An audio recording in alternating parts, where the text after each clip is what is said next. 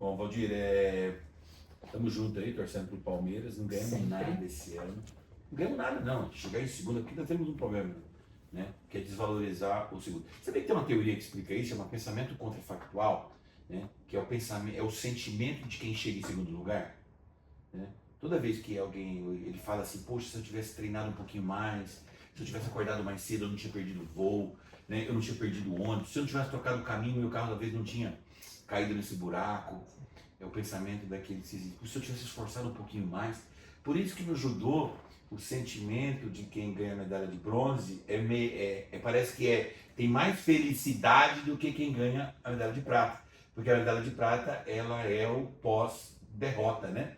Então, assim, não foi um ano bom para nós do Não Palmeiras, foi, né? não foi. Poderia ter sido melhor. Acho que dentro do que foi projetado, né, uma mudança de elenco completa, eu acho que dentro daquilo ainda chegamos longe. É claro que quando chega na final, tem a possibilidade de ganhar, a gente quer ganhar. Mas eu acho que foi um ano de aprendizado, acho que pro ano que vem vai estar um elenco mais consolidado. Acho que a gente tem Paulinho tudo para voltando vai ganhar. ser bom pra caramba. Paulinho voltando. Mas Valdir é o seguinte, por que eu falei de futebol? Né? Porque eu primeiro queria saber quem é o Valdir. Quem que é o Valdir? A Valdir é esse rapaz palmeirense que vos fala, é um rapaz religioso, né? Tem Legal. esse lado religioso Pô, bem bacana, hein? forte, que Sei, tamo junto. inclusive acho que estamos na mesma praia, né, do católico, né, e isso diz muito de quem eu sou, né, eu tenho um lado de ouvir as pessoas, né, de tentar ser exemplo para ter coisas boas e semear coisas boas, porque eu acredito muito nessa questão de plantar para semear aquilo que você planta, então eu tenho esse lado muito forte, né, de ter boas relações, Você né, colhe só o que você planta, né? é esse que é o meu entendimento. Então eu sempre tento cultivar boas relações. Então dificilmente eu estarei no meio de um conflito, porque não gosto de conflitos, eu gosto de resolvê-los, né? Eu gosto de estar bem com todo mundo. Eu acho que isso é um pouco do que é o Valdir. Maravilha. Valdir, você é contador? Eu sou contador, né? Me formei, eu entrei na universidade, na verdade, como administrador. Comecei ali no primeiro ano como administrador, só que existia uma possibilidade na minha faculdade de no segundo ano você poder migrar para contabilidade, porque o primeiro ano era similar. Então era uma turma junta de administração e contabilidade. Só que no segundo eu acabei tendendo para contabilidade. Coisas da vida, não tinha nada Mas hoje você está programado. fazendo contabilidade aqui? Hoje eu não estou E o que fazendo. você está fazendo aqui hoje na O que eu estou universidade? fazendo? A gente é pego pelas coisas da vida, né? Eu fiz o concurso antes de começar a faculdade e acabei passando e acabei trocando o meu estágio. Eu tava me encaminhando para contabilidade e acabei migrando por conta da vida, né? Coisas que a vida prepara pra gente e a gente abraça. Bom, como eu comecei com o seu futebol, né? E eu sei que você aqui no DA, eu queria que você falasse um pouquinho da sua área, do que você faz aqui no DA. Como eu comecei falando de futebol, eu comecei falando sobre liderar a equipe, né? Uhum. Como eu sei que você tem um volume bem grande de pessoas, que é isso? O que você lidera hoje aqui? O que você coordena, que você ajuda, Olha, né, que você traz essa harmonia que você tanto sim, gosta? é um desafio tremendo que cada dia se levanta lá e vamos lá, né? Porque é difícil. Eu trabalhei na universidade por 10 anos no Arquivo Geral, né, que também pertence hoje ao DA, mas era uma outra equipe, era uma equipe enxuta. Eu tinha 3, 4 pessoas sob meu guarda-chuva, e que é mais fácil de coordenar, né? 4 pessoas, mas as terceirizadas. E esse setor, ele foi, na verdade, foi integrado ao DA, então toda a parte administrativa de lá veio para o DA, então eu fui convocado, veio para o DA, e eu não cheguei a assumir a divisão, tá? Existia uma pessoa para assumir, eu fiquei dentro da divisão auxiliando. Só que era uma divisão com 80 pessoas, então era um outro mundo, né? Embora eu não fosse chefe a princípio, era um outro mundo. Só que como vem a questão da vida, veio a oportunidade de eu assumir essa divisão. Eu estou nela aqui há um pouco mais de 1 ano e meio, quase 2 anos, e eu encarei como um desafio tremendo, né? A gente vai um pouco ansioso, não sabe como vai lidar, mas assim, se a diretoria confia em chamar, por que eu não vou confiar em dizer que eu vou dar Cara, conta? o seu valor está sendo percebido. Pois é, Isso é uma coisa importante, né? é isso que eu E dentro percebo. dessa divisão, quais são as atividades que tem lá? Que suporte é esse que você dá? Que você tá Sim, Explica para nós um pouquinho o que é isso. Eu tenho. Para quem está nos assistindo. Sim, não tenho o menor conhecimento. Minha área é uma área bem diversa, né? Diferente das outras áreas, é muito diversa. Então, é um agrupado de atividades operacionais, né, e de assistência às unidades, a toda a USP, que ela é bem diversa. Então, eu tenho uma parte que é a administração de transportes, né, que fala um pouco sobre estuda as políticas de transporte, cuida dos contratos de veículos, locação, tags, abastecimento. Então, essa é uma parte, tá? Toda a política e contratual. E eu tenho uma outra de transporte que é mais operacional, que é o pool da capital, né? Um pool é uma concentração de motoristas. É a logística de coisas ali e pessoas, basicamente, o transporte. Basicamente, já é operacional mesmo, né? É onde a gente realmente, efetivamente, faz o serviço de transporte. São os motoristas que me levam para casa, São para os Ribeirão. motoristas que levam, voltam de Ribeirão para São Paulo e fazem viagem para Minas, pesquisa, então dá tudo trabalho. isso, bastante trabalho. São logísticas completamente diferentes de acordo com o demandante. Eu tenho a sua, que é um pouco mais fácil, né? É sair daqui e para Ribeirão. Agora tem outras que é para fazer pesquisa. Então eles ficam 15 dias aí dentro do mato, às vezes, fazendo pesquisa. Então eles têm que acordar muito cedo, voltam muito tarde e ficam em longos períodos. Tem 10, alguma 15 história? dias. Tem alguma história, algum evento que você lembra assim, que te marcou nesses 2 anos aqui de... Eu tenho histórias desses transportes, mas nem sempre são muito felizes, assim, né? São de muitas dificuldades que a gente acaba contornando. Mas a gente teve histórias recentes que a gente prestou um serviço lá para o IGC, que eles fazem muito trabalho de pesquisa. É uma pesquisa de... É de campo, que eles vão, então você vai no meio da terra mesmo aí. E assim, nossos veículos nem sempre são os mais... A gente tem alguns tipos de veículos, mas nem sempre é o mais adequado para aquele campo, né? Então, como eles vão para esse tipo de campo, a gente estava com vans, né? Vans tipo passageiro, que são vans aí que às vezes tipo escolar, né? E o motorista acabou batendo pela parte inferior do veículo em um tronco e galho, então meio que detonou toda a parte de baixo do veículo. E a gente ficou um pouco entregue. Como resolver isso? Né? No meio do mato, numa cidade, não me lembro da cidade, que é uma cidade do interior de Minas, se eu não me engano, que não tem uma assistência fácil, né, para acionar seguro, mesmo que seja um carro locado, que esteja tudo coberto, é difícil ter assistência. E eu preciso do veículo logo, porque eu tenho alunos que dependem desse veículo, né? Então foi uma loucura, sabe? Trocar ideia com a empresa de locação, intermediar com a dirigente da unidade que quer resolver o problema, com o responsável do transporte da unidade e com o meu condutor, que estava, no caso, dirigindo esse veículo. Mas no final deu tudo certo, eles fizeram uma locação de um outro veículo, entregaram e esse cuidaram por depois entregaram ele pronto para cá, né? Mas são esses tipos de histórias que a gente tem bastante. Então, quer dizer, podemos dizer que não tem monotonia, não é monótono. Nem um pouco. Né? Cada dia é uma diversão diferente. Mas além do transporte, você tem serviço? Eu tenho serviço de almoxarifado também, né? Os estoques que hoje ele atende primordialmente a reitoria, os órgãos da reitoria, embora tenha alguns materiais que ainda distribui para a universidade inteira, né? Como as capas de processo, né? Que com o tempo a gente espera que isso migre, né, para o processo eletrônico. Adotar um SEI na universidade como um todo, você não vai ter mais sonho, não teria essa atividade, essa distribuição. Mas se no futuro tiver um marketplace, por exemplo, você poderia... Isso é um sonho. Isso é um sonho, né? Não ter o trabalho de armazenar, de guardar. Isso é uma coisa que é um transtorno gigantesco. A questão da entrega. Cada vez mais temos menos funcionários voltados para a operação. Então, essa parte de entrega é cada vez está mais complicada para a gente. Então, ter um marketplace que a gente migra de um sistema de operação, né, de mão na massa, para um sistema de análise, né, de zelo, de gestão, que é muito mais, para nós é um sonho. Então, você falou dessa questão do marketplace, eu queria tocar num outro assunto, né, que eu sei que você está estudando, né, então, porque eu tenho um pouco de informação privilegiada, sobre essa questão, por exemplo, de manutenção de veículos da frota própria. Qual o tamanho da frota da USP? Só para o pessoal conhecer. Olha, a gente tem 2 tipos de frota, né? Que é a frota própria, né? Veículos oficiais adquiridos pela USP ou via convênio, projeto. Temos em torno de 415 veículos próprios. E hoje, nosso contrato de locação, nós temos 274. Né? A gente tem frota pesada também ou não? Tem frota pesada. Com você ou com as unidades? Com os dois. Eu tenho frota pesada no pool, né? Eu tenho 3 caminhões lá, né? Que fazem a parte de transporte de baú, né? Que coloca lá mudanças, a gente faz isso. E o atende o almoxarifado? Atende o almoxarifado, inclusive. E as unidades também, porque o veículo está à disposição para todas as unidades que necessitam do veículo. E tem as prefeituras, né? Que primordialmente todas elas têm todos os tipos de caminhões. Caminhão para trocar lâmpada, né? Caminhão para carregar combustível, água, né? No interior, principalmente a questão dos campos, né? Sítios, né? Que tem às vezes incêndio pelo calor e tudo mais. Eles têm esses caminhões posicionados, né? Sempre atentos para algum possível incêndio para apagar. 2 pontos eu queria saber. Idade média desses veículos da frota própria. E como é que está a frota pesada das prefeituras e tal? Como é que está isso? O que vocês fizeram ao longo do tempo para que essa frota atendesse as necessidades? Salvo o melhor juízo, nossa frota própria está beirando ali uma média de 15 anos. tá? Ou seja, Por ela ali. demandaria muita...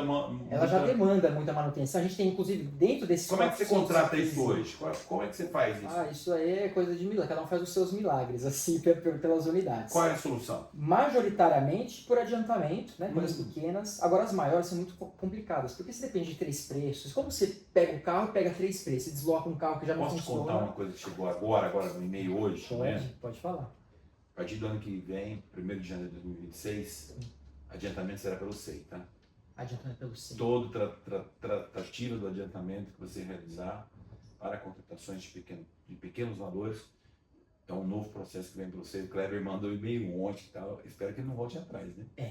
Mas... Tomara que não. Deixa eu só quebrar a sua. Não foi tanta surpresa, sabe por quê? Opa! Porque o nosso setor de atividades complementares, que tem sempre adiantamentos até volumosos, porque a gente cuida da manutenção e tudo, nós fizemos um projeto piloto. O primeiro adiantamento no mês passado foi feito conosco. Eu tô achando que estou Então, trazendo uma novidade para você. Eu já estava por dentro dessa novidade.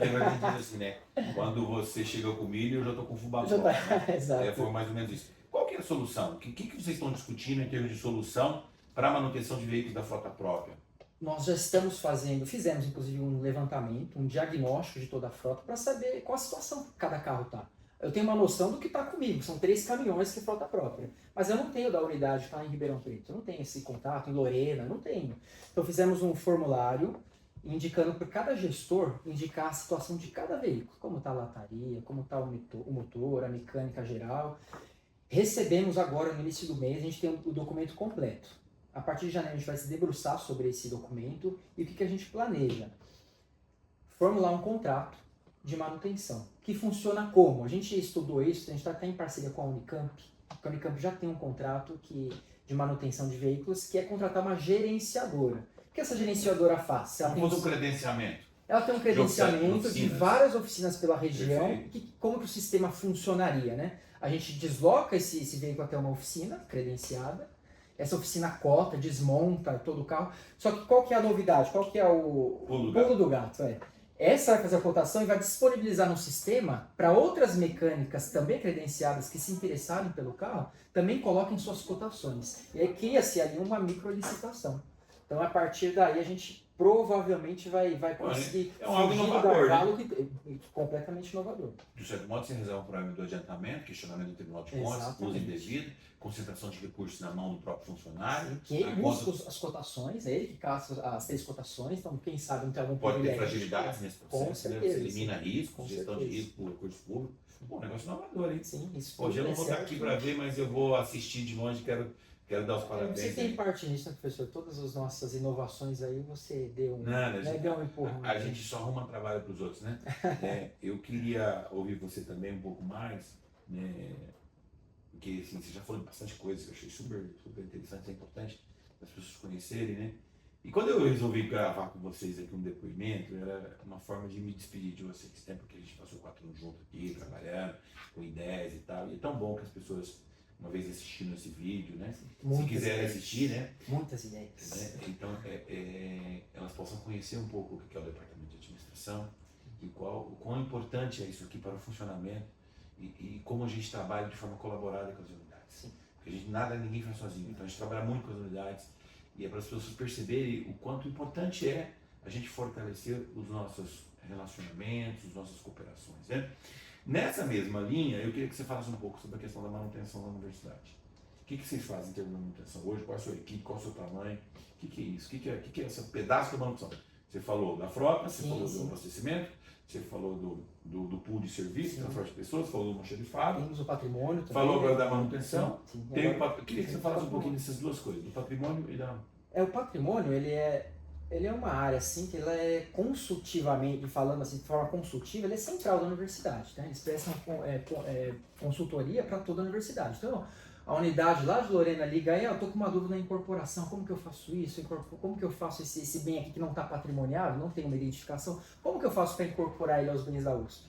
O pessoal dá essa assistência sempre, tá? Então, a área de patrimônio conversa com o departamento de finanças, que faz a parte de patrimoniação financeira, depreciação, Sim, e você faz a parte do controle físico e gestão disso. Exato, basicamente exato. isso. Tipo, o DF está com a parte do valor, com o contábil e você está com o aspecto físico Exatamente. do gerenciamento. O sistema já se Então é conversa. um projeto, é um departamento que de certo modo interage muito com o departamento de finanças. Interage bastante.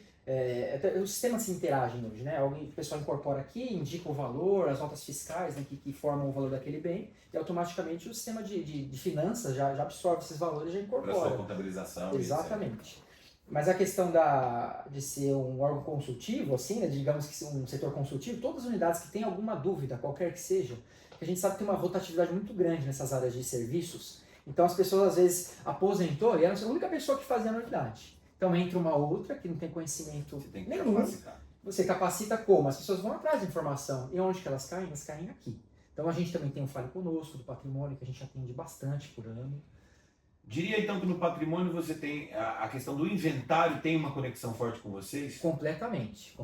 Tanto que existe um comitê de inventário da universidade, né, que é a instância maior sobre o inventário, que uma das representantes é a Adriana, que pertence ao patrimônio, que foi chefe por muitos anos. Hoje ela não está na chefia, hoje está com o Kleber, mas ela tem um conhecimento vasto. Então ela é uma das pessoas fundamentais desse comitê, que é formado por 4 pessoas, uma do financeiro. Tem um aplicativo agora? Tem um aplicativo, né? O DF, né, inaugurou a ideia do aplicativo junto com a STI, e o Kleber no DA ele ajudou muito a desenhar, né, as funcionalidades, né, meio que onde cada botão poderia estar, qual funcionalidade seria interessante para estar agora, então o DA também contribuiu Importante bastante. que, às vezes, ideias boas não precisam ter donos, né? Não precisa. Porque aqui é um trabalho cooperativo. Então, assim, o DF trouxe, deu sua contribuição, A STI fez a capitaneou parte isso, dela. a STI fez a parte de programação e modelagem, o pessoal do físico contribuiu, Sim, ou seja, tá dando certo. Né? sim, muito certo. Esse ano foi o primeiro ano, então Qual é o índice de inventário? Desculpa te interromper hoje. o índice tem o da reitoria muito claro que a gente bateu em 99%. Então, 99% dos bens muito sobre o uso ou inventariados custódia das pessoas da reitoria. foram declarados como existentes. Declarados 99% como existente ou não localizado. Existe essa possibilidade também. Mas assim, foi feito o Tá inventário, foi feita a busca. Isso é O importante. censo foi feito. Né? O censo foi feito. Agora cabe a uma outra comissão, que é mais local, inclusive que eu sou coordenador, a comissão de inventário da reitoria e dos seus órgãos, de apurar esses não localizados, por que não localizou. E quando não localiza, quando desaparece bem, qual é o procedimento? O procedimento, a gente elabora um relatório, essa comissão local, né, da reitoria, cada unidade faz o seu, né, a gente elabora um relatório e faz recomendações ao dirigente da unidade com relação àqueles bens, como agir. É claro que existem bens que a gente vê que economicamente já não são viáveis, vou abrir um processo de administrativo disciplinar para ver uma cadeira de 1.900 e bolinha. Não, é coisa que economicamente não é viável, não compensa de um certo modo fazer não uma teria apuração. realmente um prejuízo ao erário público, Exatamente. ao setor público, à Exato. universidade. Né? Já cumpriu o seu tempo de vida útil, já foi totalmente depreciado. Se fizermos uma reavaliação, uma cadeira de 1900 já não tem um valor. Né, A menos que seja uma cadeira que não, peso sensor. exato, Né? aí é diferente. Depende uma cadeira dos 14. Depende assim, das nádegas que sentam na cadeira. Né? Quem passou por aqui e tal. Muito interessante essa colocação. E nós, enquanto comissão, fazemos essa análise e recomendação ao dirigente, porque no final é o dirigente que analisa. Eu vou punir, eu vou investigar, eu vou apurar, eu vou baixar. Porque ele não também tem uma responsabilidade. Tem uma responsabilidade. Se não fizer a prevaricação. E se o bem foi furtado e tinha valor? O que eu tenho que fazer? Primeira coisa é abrir um BO. Né? Esse é o boletim de ocorrência. E a partir daí, dependendo do bem, é claro que se recomenda que se abra uma apuração, no mínimo preliminar, para tentar entender a situação, juntar o BO, ouvir a versão da pessoa que é responsável pelo bem, do setor, de quem eventualmente tenha usado aquele bem. E tem um processo investigatório, não é simplesmente baixar. Porque isso pode haver um prejuízo ao erário. Então...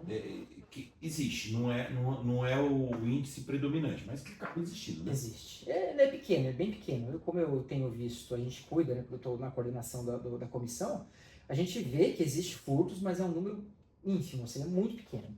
E o pessoal estuda, coloca o BO lá para ajudar a gente na análise. Né? O que garante essa preservação do patrimônio? Os moldes, as metodologias, ou as políticas, melhor dizendo, as políticas criadas pela Universidade de São Paulo de segurança, portaria, monitoramento, têm ajudado a diminuir esses índices? Ajuda. Existe uma recomendação para as portarias, né, de todo bem que entra ou sai do prédio, ele ser anotado, ser indicado, existe conferência de uma nota fiscal. Isso é extremamente importante, né, porque às vezes a pessoa pode chegar aí, se não tiver um controle na porta, a pessoa entra e sai como que quer. Então isso ajuda muito. né? Além, é claro, desse vindo o inventário agora, a pessoa declarando que o bem existe ou não existe, isso é uma coisa que mudou completamente. Isso foi tomado com essa gestão que ele foi incorporado, né? Perfeito. Isso é uma forma de monitoramento. É uma forma de Isso ajuda monitoramento. também Anualmente, a ter um alinhamento comportamental assim também. exato. Né? Anualmente a pessoa declara se perdeu, se está lá localizado, né? Então é muito importante. Esse inventário é uma coisa que era urgente e que foi resgatado com essa gestão. Perfeito. É. Tinha uma recomendação do Tribunal de Contas também, Sim. em função da adoção das normas internacionais de contabilidade pública, né? As IPSAs também, você precisa fazer a depreciação, Sim. você precisa cuidar dos bens móveis, né? Você precisa, porque até então isso de um certo modo não era tratado com tanta ênfase, né? Mas eu queria que você falasse um pouquinho da questão dos serviços. Sim. Que serviços são esses que vocês prestam, vinculados à manutenção? O que são esses serviços hoje? Olha, existe uma gama também diversa, até difícil de elencar, mas assim, predominantemente a gente tem duas áreas de manutenção específicas. Uma é uma área civil, que cuida assim de quase tudo, e uma outra área que é exclusivamente elétrica. Tá? Então, devia ter falado Qual o tamanho das suas equipes? Olha, eu tenho na manutenção civil 4 pessoas hoje, sendo que dentro delas eu tenho pessoas com limitações, né? Por conta de idade, conta de saúde, existe uma limitação. E eu tenho na elétrica, são 5 pessoas, salvo melhor juízo, 5 pessoas ou 6, mas são 5 pessoas. E atende a quem? Atendem. Eu estava esses dias fazendo uma conta, porque são tantos prédios que a gente tem um zelo, né? Porque eles estão lotados aqui na reitoria, mas a reitoria, a gente não cuida somente do prédio da reitoria e do CO, a gente tem outros prédios de órgãos da reitoria que estão dispersos aqui pela universidade, é uma pulverização grande. Eu estava contando cerca de 15 edifícios que a gente cuida com essas pessoas. Né? A gente suficiente? Não, não é suficiente. A gente... Esse é um problema. Deixa eu te interromper, já aproveitando, né? Que você já faz uma resposta também. É um problema das equipes, da ausência, de como ofertar serviços, é um problema do DA perante a sua responsabilidade com os prédios, ou é um problema da universidade como um todo? Fizemos neste ano um diagnóstico aí, para tentar entender um pouco, né, de como estão o estado de conservação dos prédios, para tentar entender até como somos o órgão de administração, acho que cabe a gente penetrar nesse assunto e tentar entender para propor coisas novas, né? E a gente percebeu que, olha, massacrante, mais de 90% das unidades têm problemas de manutenção. Falta de servidor com limitações físicas, né, saúde, quantitativa e tudo mais. Então é um problema quase que 100%. A gente estava num evento essa semana, né, que o DA ofereceu de demandas, estava conversando com um servidor da Unesp, que é dessa área administrativa, e ele falou que isso é um gargalo enorme, ele já não tem mais servidores de manutenção. Também estão os prédios com vários problemas, seja de infiltração, falta de pintura, coisas até básicas, né, um pouco elementares de manutenção, que não consegue dar conta porque não tem pessoas suficientes para dar conta da infraestrutura que a universidade criou. Então, só respondendo, essas equipes elas não dão conta. Tá? É um dia a dia complicado, assim, até às vezes psicólogos, a gente conversar, eles falarem que tem uma demanda altíssima que não consegue dar conta, a gente tenta né, permear, não, vamos lá, a gente vai atendendo conforme a prioridade. Então, quais são os caminhos que vocês hoje estão estudando? Vocês estão estudando alguma coisa? O que vocês pensam? Quais são os caminhos que vocês pensam para tentar minimizar esse efeito? Sim. Né, esse impacto da falta de pessoal, a falta de contratação de serviços especializados para manutenção? A gente tem estudado, né, visto, né, que outros órgãos, outras empresas até privadas já tem uma fórmula para não vincular o serviço a si mesma, né, de fazer uma contratação por facilities. Né? Facilities é quase um pool de serviços mesmo. Exato. É um pool de serviços em qual uma empresa vai gerenciar. Exato. Então ela vai cuidar de vários serviços. Uma empresa só que é contratada, ela vai cuidar de tudo, das áreas verdes, da poda das árvores, vai cuidar também da manutenção do elevador, do gerador, do ar-condicionado, da pintura, do encanamento, do banheiro. Você colocaria tudo isso no seu contrato hoje ou não?